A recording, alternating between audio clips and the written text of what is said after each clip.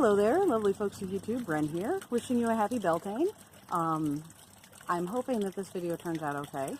I have some neighbors that are outside right now. They're having a very loud, but thankfully socially distanced conversation in their backyard, which kind of abuts my backyard, so there's like a lot of background noise, in addition to just the fact that everybody is out with their power tools right now, because it's gorgeous outside. It is the day after Beltane. I actually had to work on the day of the Sabbath because, yay, essential worker, but it is very nice. I am planning on doing a Beltane ritual today. This is a hard Sabbath to do solo. It really is. I mean, we're all having a hard time coping with this one. It's, you know, this is the time of year that a lot of us in the pagan community, if you're like really been in the pagan community for a long time, you've probably been going to festivals and the like. This is when, this is the festival season. Like, Beltane is the start of the festival season, so for a lot of us to be missing out on those festivals, it's really hard for us. Those of us who practice solo, of course, less of an imposition on our life, but still, like, just the theme of Beltane, that love, that fertility, that coming together, the meeting of two or more things coming together to create things together. That's a hard thing to do when you're by yourself. We actually had conversations in my grove. We were talking about how we were going to work out solo ritual during the time that we couldn't get together. We've actually had some really good ideas, but I know in Wicca, like, one of the big centerpieces of our ritual is the symbolic great rite, which ideally needs two people. So we kind of jokingly coined the term, you know, when you're doing it solo, it's the symbolic great masturbation. So, but that's basically what we're having to do.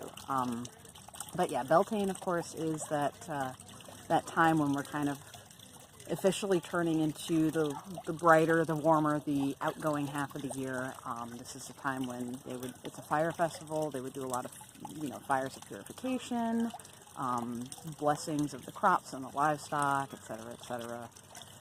I am planning on doing a blessing of my new garden pond. I'm going to turn it around here. I'm hoping, I was kind of pointing away from it because the conversation is in that direction, but I'm hoping that we can not pick up too much of the conversation. Here we go.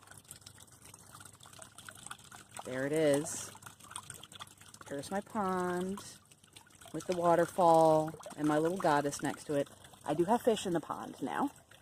I have not gotten the outlet situation fixed. The waterfall's running on an extension cord right now, but hopefully in the next week or two we'll get that fixed up.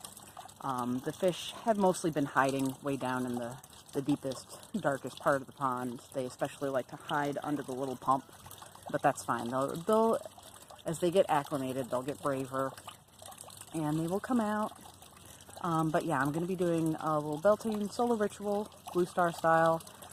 Do a blessing of my pond. I actually received as a gift, during my dedication, I received a gift of a little jar of Delphi water, which is water from the spring in Delphi, in Greece.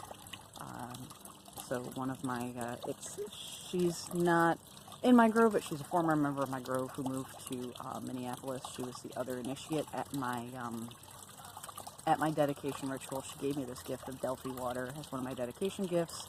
I'm going to take a little bit of that Delphi water, use it to bless my pond, so then my pond will also be Delphi water, because yay, magic of contagion, that's how things work, right?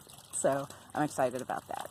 I'm doing a lot of other things in the garden. You can see, there's my Weigella behind me, still blooming. It's starting to peter out a little bit now, but there are still some blooms on there.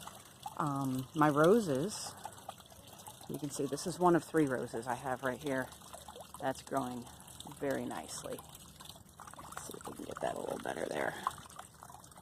So that's actually, I believe that's a Dr. Huey rose. I did not plant that rose. Dr. Huey is actually a rose that was commonly used as a rootstock rose. This is really the only time of year that it looks nice is Beltane. The rest of the year it kind of looks like crap, but it looks nice now, so I let it stay. And to be quite honest, that is a very tenacious rose. I've tried to dig that rose out at least 4 or 5 times, and it just keeps coming back. So I figured it was meant to be, so now it gets to stay there. My 2 other roses, of course, I'll be doing a video on those once the power tools have died down a little bit and my neighbor's conversation is done. But yeah, other things I've been doing, I've started transplanting my tomatoes. I've got lots of things that are starting to bloom that I'm probably going to have to try and crank out a bunch of videos when I have the time. I'm still working full-time, of course. It's been hard, especially because I'm not working where I had planned on being working, because COVID has everything all askew. But anyway, we're just rolling with it, right? And that's what we do. A couple more plants I have coming. I have plants for the pond, actually, that I finally broke down and ordered online because I just haven't been able to get out to buy the plants, and I haven't been able to find the plants. And the few greenhouses that I have, generally, they don't have, like, they're not set up for online retail, so they will show some of their selection online, but it's usually just the most common plants, and the ones I'm specifically looking for, I can't guarantee that they have. So one of the ones I'm specifically looking for is watercress, because that's going to go in the little crevice by my waterfall, and I ended up just buying online. So, but yeah, basically, I don't know. I'm just kind of rambling at this point. I don't have anything scripted for this. Just wanted to talk about Beltane, say hi, put just a quick video out just to fill in some space. It just felt weird to not talk about Beltane, so.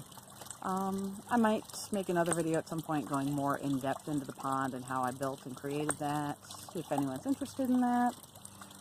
Otherwise, my only plan for today is to wait things out and get that video about my roses up.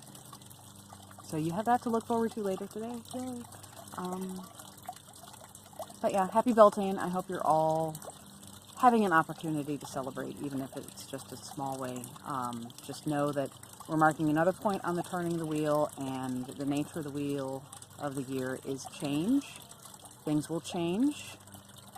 We're not going to be stuck this way forever, so just keep that in mind. That's basically the lesson that we have from nature. Things change all the time.